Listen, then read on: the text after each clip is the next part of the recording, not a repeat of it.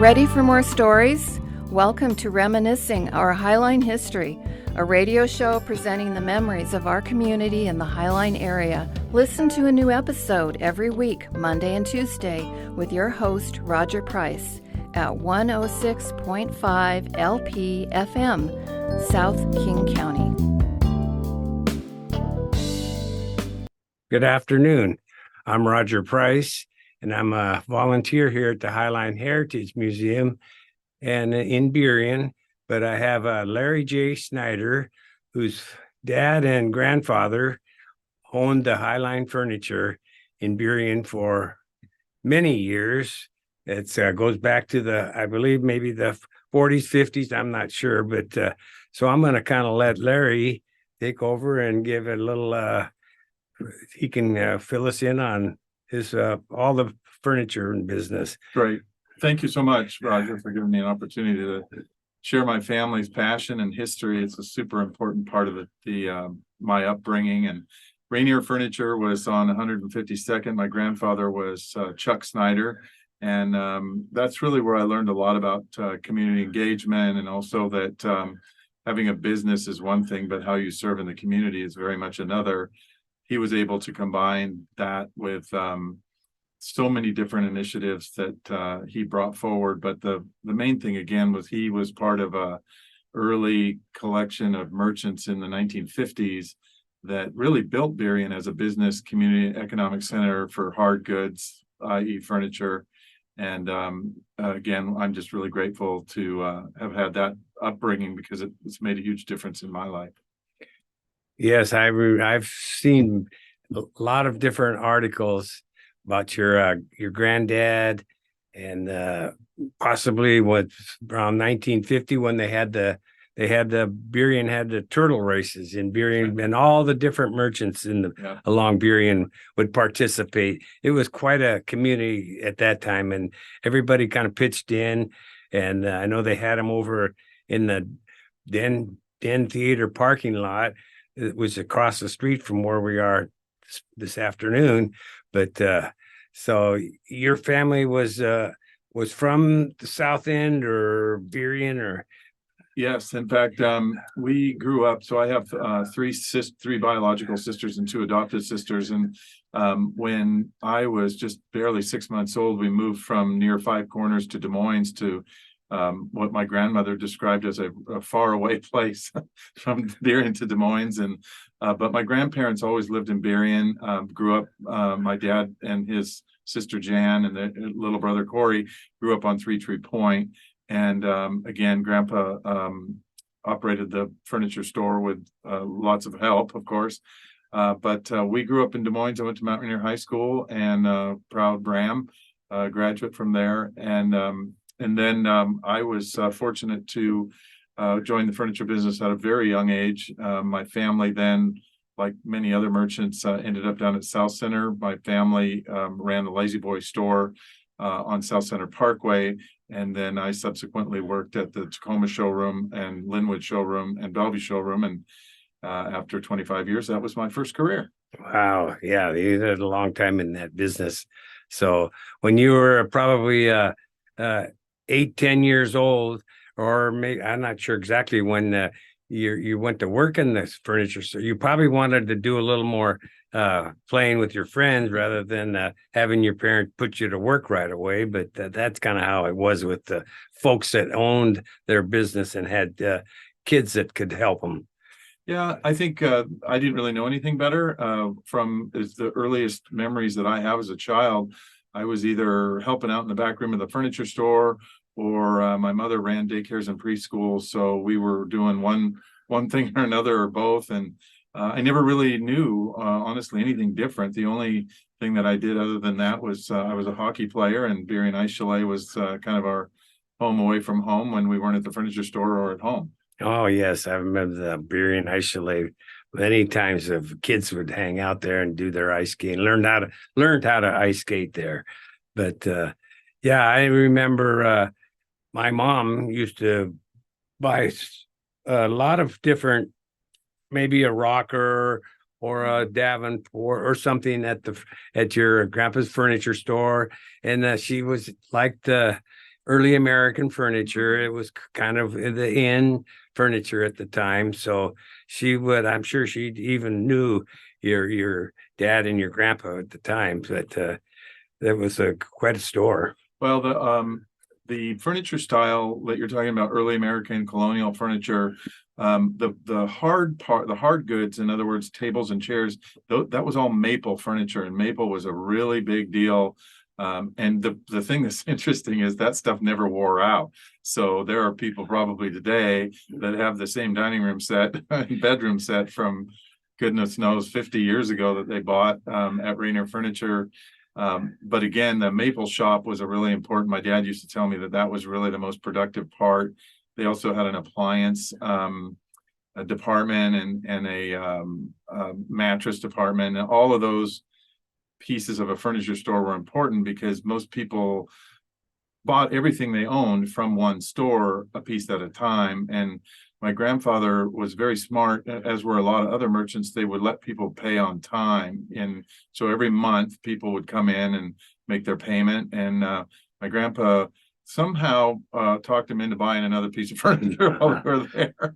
So anyway, it was a real good lesson for me as a young person. Well, I think, yes, I think that you had to be a salesman too to do that kind of thing. So, but I know your store was right there. It was right across from where what was now the Grand Central Bakery on the alleyway there, and on the side of the building was a big sign, Rainier Furniture, and also another sign on the front.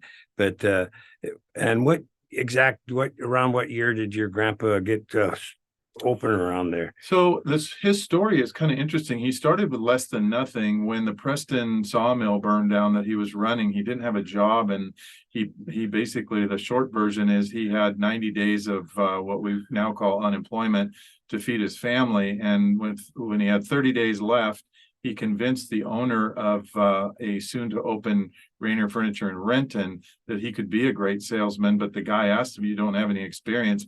So my grandpa said, "I'll give you the last 30 days of this support that I have to work for free." And he proved himself. And within a year, the man, Mr. Israel, wanted to open another store. And so he gave my grandfather a sweat equity deal, is what the term would be now, in and around 1950.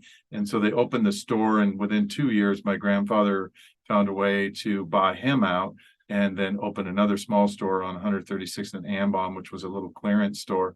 But they operated that store successfully till 1975. And again, that was when my grandpa retired, moved to Sequim, and he was just so incredibly ambitious that he spent 2 years in Sequim and then came back and started working for my dad at Lazy Boy. So anyway. Yeah. Wow. That was that was a good story. But, yep. And I know your grandpa had a lot to do with one of the early parades in Burien. And I think at the time it was around 1958, and it was I think he was either the president of the Chamber of Commerce or Junior Chamber of Commerce, and they had a Hydro Highlights parade that ran along 152nd. So I think he was involved in a lot of different activities. Yeah, the U4 Miss Burien Unlimited Hydroplane team, the idea was how could we drive more business to Burien? And so they started what was called Greater Burien Incorporated, and there were a group of merchants that were focused on bringing more people. This was obviously a really productive time for the Boeing company, and so people, frankly, had, in my grandfather's words, plenty of money in their pocket finally.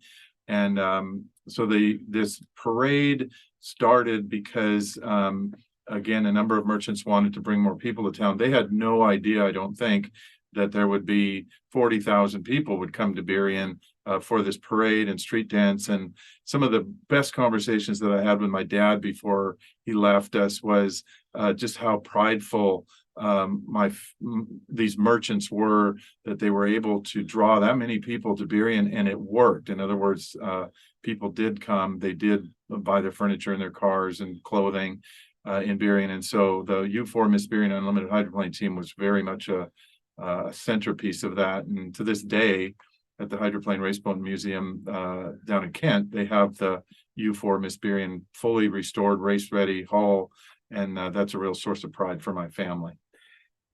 Yes, that does. Yeah, well, hydroplanes were so big back in those days. It's just, what else was there? There was maybe Husky football and the Seattle Rainiers and the hydroplanes. So I know I look forward to Seafair every summer and the parade to see those hydroplanes tipped on the side going down 152nd. It was just a thrill of the summer. But yes, I know that. And then your grandpa's furniture store, I suppose, like we were talking early American furniture, and then it went on to, I don't know, the different types of furniture. Modern. And it was probably quite hard to keep up with what was in style at the time too. Yeah, I think my grandpa and my dad made multiple trips to San Francisco to what was called the Furniture Market, and that was at 1313 Market Street in San Francisco. I got a chance at a very young age to go on a couple of those buying trips, and that's where they really caught up on the trends and bought furniture that would advance the look of the store. And my grandpa and my dad in particular talked a lot about changing the displays, because the whole front of that store was glass, so people would come by and window shop. The other thing my dad told me that was probably the biggest deal was that my grandpa's furniture store was one of the first stores to have televisions. And so it was a 13-inch screen, and they put this plastic bubble in front of it, which basically made the screen much larger. And so he told me stories about many people that would come and stand in front of the store just to see what this TV thing was. And even if it was the old, Indian pattern on the front, it was the transmitted idea. And so a lot of TVs were sold out of the appliance department in that store early on. Wow. Yes. So when you were a young kid, you say you lived at Five Corners at the first few years. And then whereabouts down in there? Could you recall? So right next to the hospital, actually. So we were a little bit up on the hill, up on 160th, but that house was really small. And my parents bought one of the first homes in Marine View Lane for, I think my dad said that house was $27,500, and it was all the money they had. They had to borrow money from my grandfather for the down payment, and then he said that really stretched them because they made an $85 a month house payment, and so we lived there. My parents lived there until they retired and moved to Bonnie Lake to a retirement community called Golden Valley, but. It was a real blessing growing up in Des Moines, because Des Moines was and is today a really wonderful little community. Oh yes, sure is. But so when your grandfather decided to retire, you went to South Center, Parkway Plaza, and started Lazy Boy. So how many years were you? So that store was in 1976, opened just after Thanksgiving in 1976. My father put that store together from scratch. It was a proprietary store directed by Lazy Boy. His partner was Dick Scroggs, who was from Aberdeen. And so that store, I spent a number of years there, probably 5 years, and then I was offered a sales position in Tacoma, and then ended up being the manager of the Bellevue store and also the Linwood store.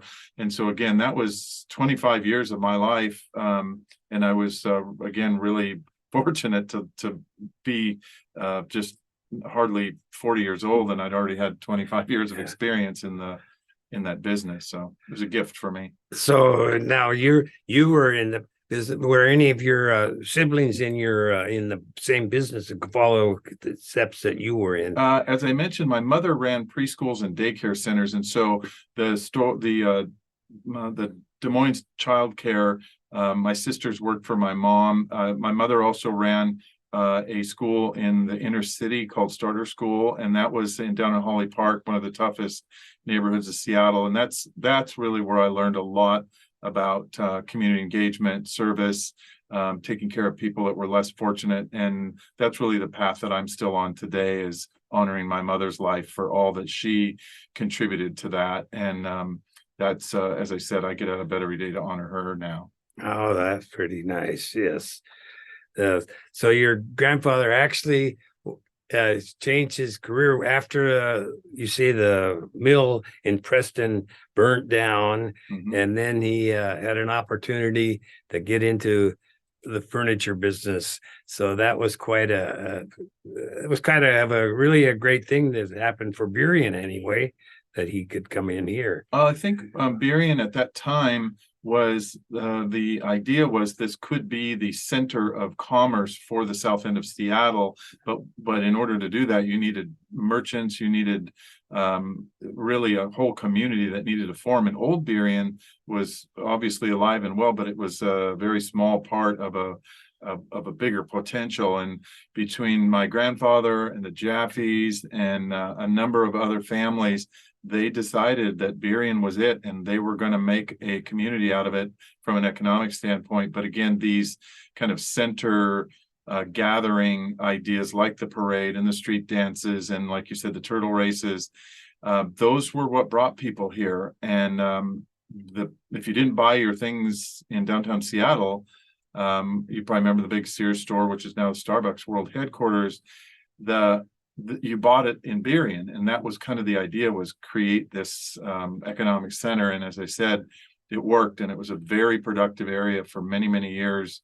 And South Center had a pretty dramatic effect on that. Yes, but you mentioned Jaffes, and Jaffes and Rainier Furniture kind of were hand in hand in that same block there for probably I'm guessing 25, 30, 40 years. Yeah. I'm not sure how long. And right across the street from my grandfather's furniture store was Highline Drug.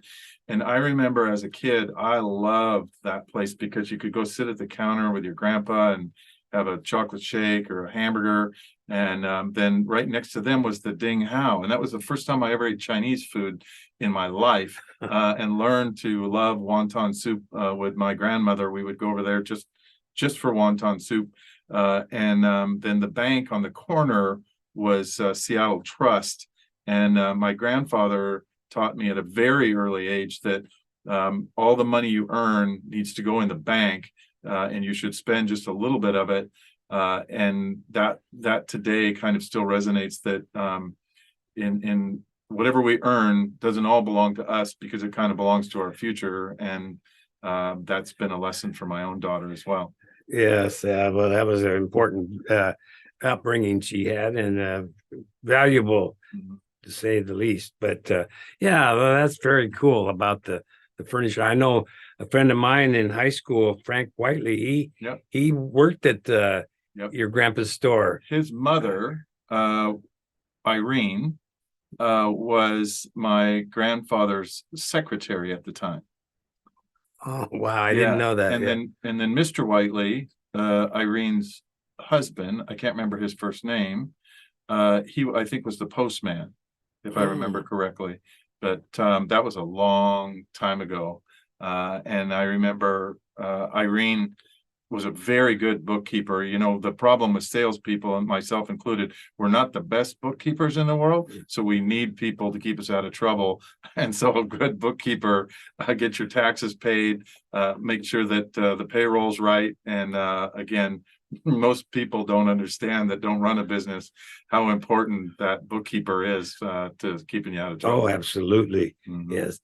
I know I interviewed Dave Hester about a week ago, and he says, I believe it was something to do with his wedding that you might have been involved in, or yeah, that was I was probably 5 years old. I think I was the ring bearer or something. That was a long time ago. Yeah, I'm 60. I've turned 62 yesterday, so that was a long time ago. Yeah, he graduated in 62 or 3, I guess it was. But yeah, he mentioned that you were just a little guy, and I think maybe your sisters were involved in that too. So that was kind of and I did not know that at the time I was interviewing Dave about that. But so it's funny how a lot of these merchants you know, you see them, and then 40, 50 years later, you run across them, and boy, they have some interesting stories. So you had quite a career. Mhm. And then now you are you say you were an auctioneer or something. So I started about 20 years ago when at the end of my life in home furnishings, I started what's called a philanthropy and fundraising consultancy. And so that started as me hosting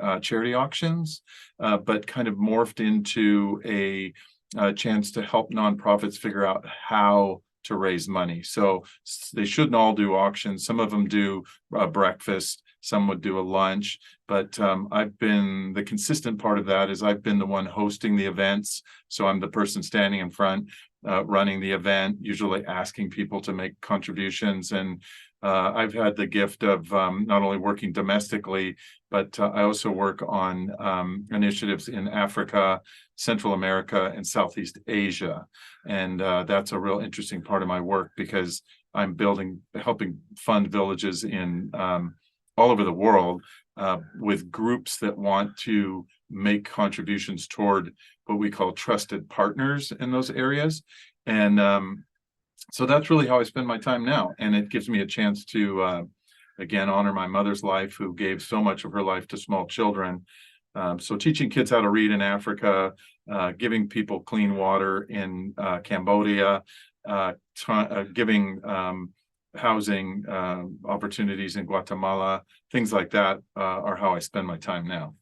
Oh, yeah, very interesting, very satisfying, I think, for you. But so you say your mother had in Des Moines, wasn't it? So her first preschool and daycare center was in Holly Park, really tough area of Seattle, down in Rainier Beach. Oh, and then she was in probably the very, very early 70s.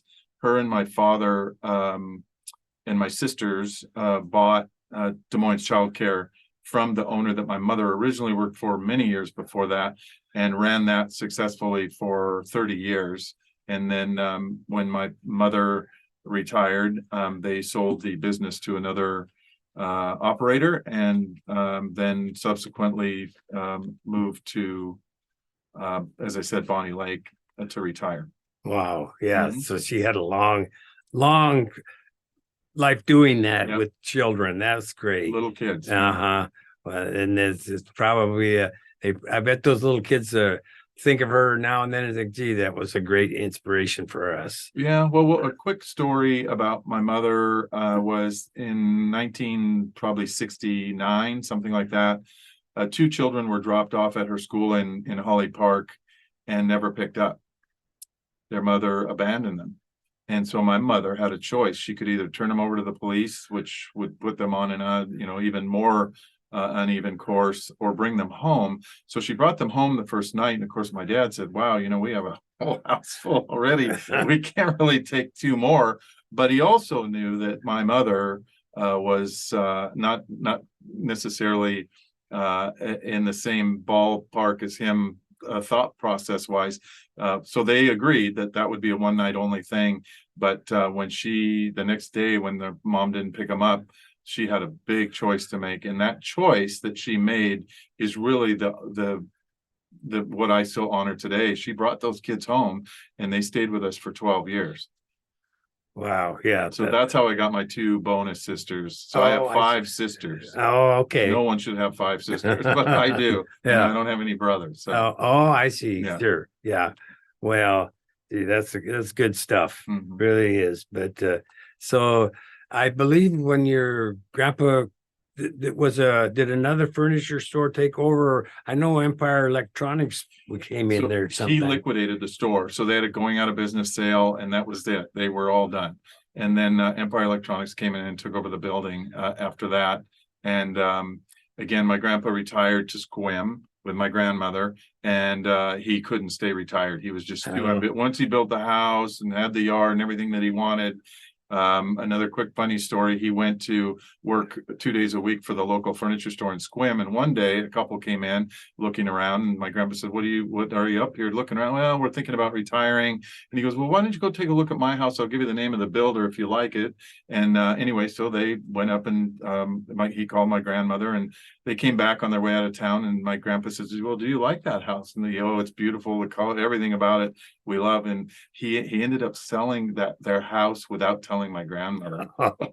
She never forgave him. Wow. Part of it was he wanted to get closer back to Seattle because we were opening 2 stores, and he wanted to get back in the business. Oh, for Lazy Boy. Yeah. Oh. And so he worked for Lazy Boy, but he also worked we had another concept store called Dining Designs, which was again right next door, furniture for the kitchen. And so his mind was working all the time.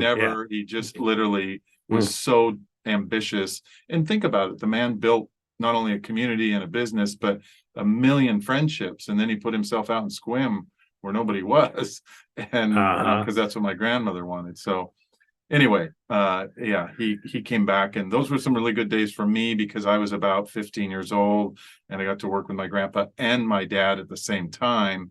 And again, I don't think I really recognized what important times those were, until my grandpa finally really retired and moved to Arizona. Oh, I see. Sure. Well, gee, that's a great, that was a great story about the furniture store. And I'm really appreciate you coming in today and giving us the rundown on that. I didn't know, but I want to thank you very much. It was a good story that I appreciate. So we'll see what happens in the next episode of this. But thanks, Larry. You're welcome. Thank you very much. It's great to be able to talk about my grandpa today. Oh, good. I'm glad I learned a lot myself. So thank you.